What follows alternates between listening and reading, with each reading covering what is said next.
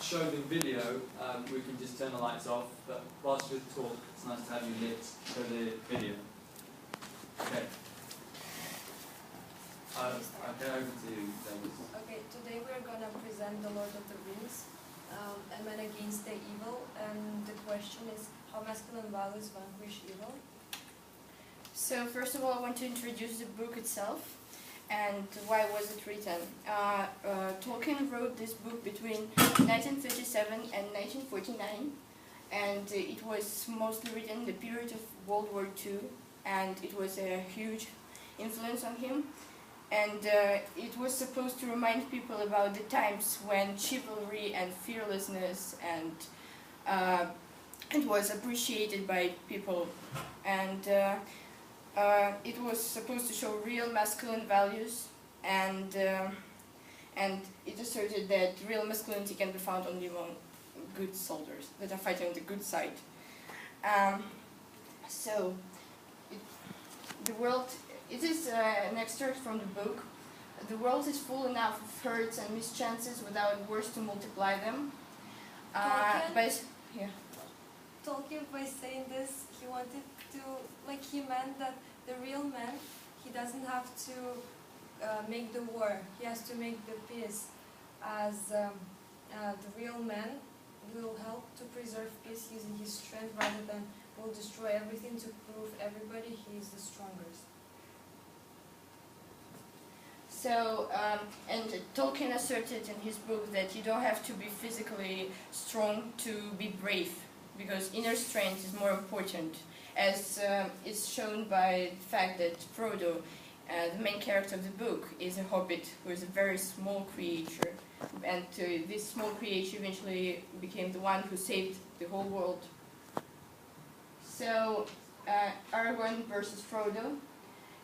In Tolkien's book, there is a mystery about the fate of Aragorn, because he was supposed to become the most powerful man in the world, but in the first book, he was a ranger of the North, and nobody knew who he was in reality. And so, in Peter Jackson's film, the situation is more straightforward. Frodo is an unquestionable leader. And sometimes there is a sarcasm about Aragorn when he's shown, but in the book itself, Aragorn was sometimes even more important than Frodo, because he was a king and he had power, and he was very masculine, really. He was brave and courageous, and his attitude towards women was really polite. But generally Aragorn serves as a symbol of what a man has to be, like an ideal man. On the picture you can see Aragorn and Frodo, and Aragorn, he sat on his knee in front of Frodo, and now you can see no difference between them, because before, if you look at the Aragorn, you can think that, oh, he's tall, and yeah, he's more masculine and stronger. And Frodo, he looks so small in a sense that he's helpless. As I've already mentioned, Aragorn was first introduced as a ranger of the North. And now I want to talk about harshness, and it's a part of masculinity. So Aragorn's face is always concentrated, and once he sees a dream about his fiancée Arwen, and he immediately pulls out a sword in order to protect her. Even when he's sleeping, he's full of determination to protect those he loves. So his way of speaking with soldiers is very harsh, but he always tells truth, and he's always very straightforward. I just wanted to show you a video when they're standing near the Black Gates, and one moment. Okay. Technical difficulties.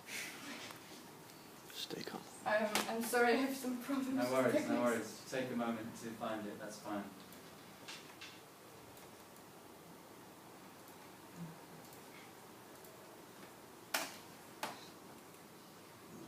Oh my god.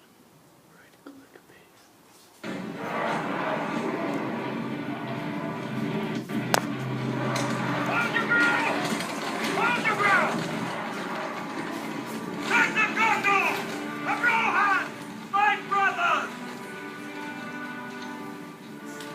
I see in your eyes the same fear that would take the heart of me.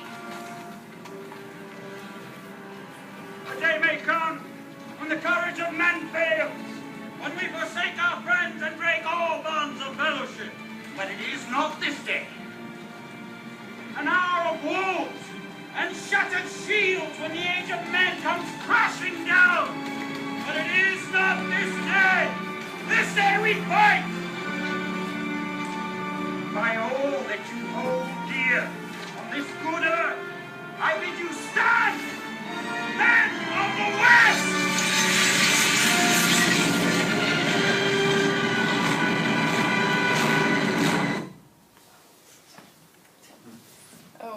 This video shows real masculinities, like war and medieval type of war. It was a medieval scene that Tolkien intended to show. So, Mysterious Destiny of Aragorn, it was also part of his masculine characteristics. So from the beginning of both book and film, Aragorn seems to differ from other people. And his description is that he was very tall and he had a pale face. And in Tolkien's books, paleness of a face is very important because usually it shows up wisdom. Because elves, who were the wisest creatures in the world, they had pale faces, and that's why. And he could speak the language of elves, and it was also important because nobody could, except for elves themselves. So the fact that Aragorn eventually came to be the king of Gondor and Arnor makes him even more superior because he was very, very powerful in the end. And he was the only one who could bring the dead traitors back to life. They had betrayed his ancestor, the king, and they were sentenced just to, they couldn't die. They were dead, but they couldn't die to the end. So, and he brought them back to life, and thus he increased the number of his soldiers in his army, and therefore he helped Frodo enormously. So in the third part of the trilogy, Aragorn is attracted by the sight of a road from which nobody ever came back, and this is also important because it shows that he was full of determination to follow his own way, and even if it was full of dangers, because he was the true king. And so the language used by Aragorn, this is very important part of his masculine characteristics. Until the time came, he was hiding his real name in books 1 and 2, I think. So, but from the way he spoke, everybody knew that he was an aristocrat. And it's very important because it was supposed to be in the Middle Ages, and in the Middle Ages it was very important the way a man spoke, because in order to be considered gallant, a man was supposed to speak really well and to be able to write poems even. So he knows the language of the elves, as I've already mentioned, and the way he speaks with women, especially with Elwyn and Arwen, is very polite, and this is a masculine characteristic, but in the movie he seems to be more rude with Elwyn, because because he doesn't love her. And Aragorn in the movie and in the book, the differences between two characters. Although Peter Jackson's movie is very close to the content of Tolkien's book, there are some significant differences. For example, there is more fear in Aragorn's emotions in the film, because I think it was because the movie was released, the last part of the movie was released in 2003, and it's modern, and it didn't intend to teach somebody, to teach us to do something, and it was made more for amusement of the audience.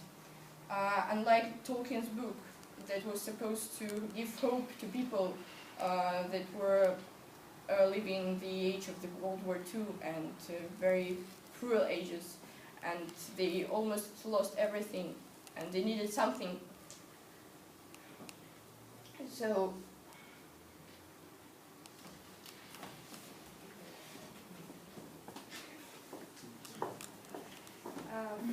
Frodo. Frodo is a little hobbit from the Shire, and he's a nephew of Bilbo. And Bilbo, he was the one because of who everything had started, because he stole the ring from the Golem.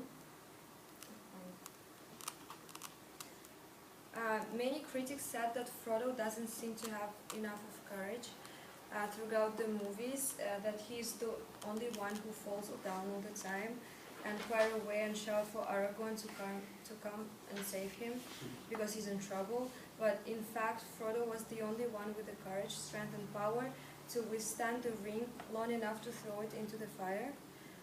That showed his masculine side.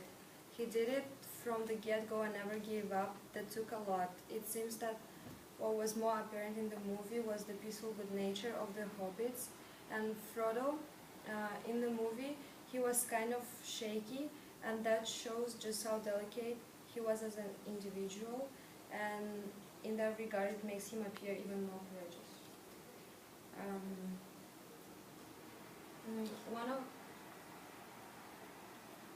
One of the facts that made him be courageous and brave is that he was very afraid of what's going to happen next.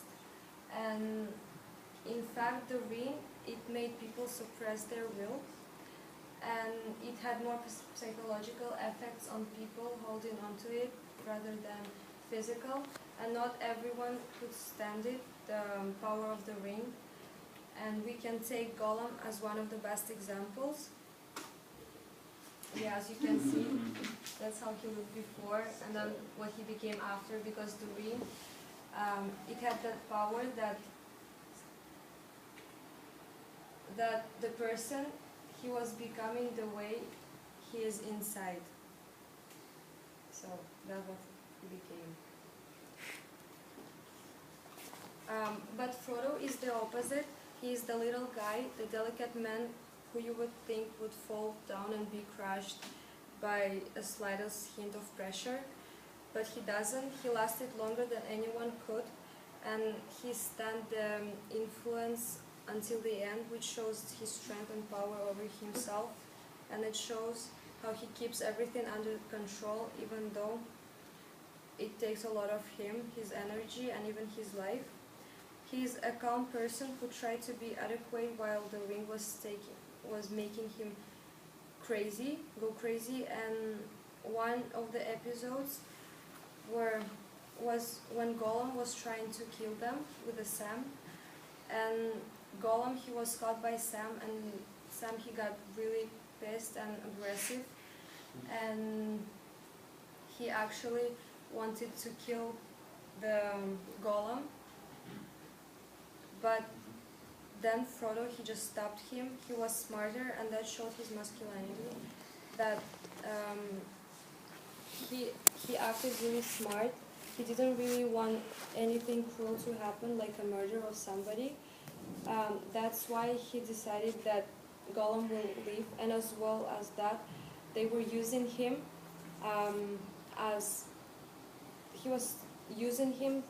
to make Gollum show them the way, the path to the Mordor to destroy the ring, and as it was his main aim, the Frodo's main aim, to destroy the ring, he took the advantage. Very good. And perhaps we can start to conclude now. Don't tell us any more about the story. There's a little bit too much storytelling. I now want to hear about your opinions and your interpretation. I haven't finished. Even though he's a small man, he has a big inner world, and that is the most important and the best description of masculinity, because no matter how you look, matters how you act. And Gandalf was the one who sent Frodo to do it, and even though he was really scared, Frodo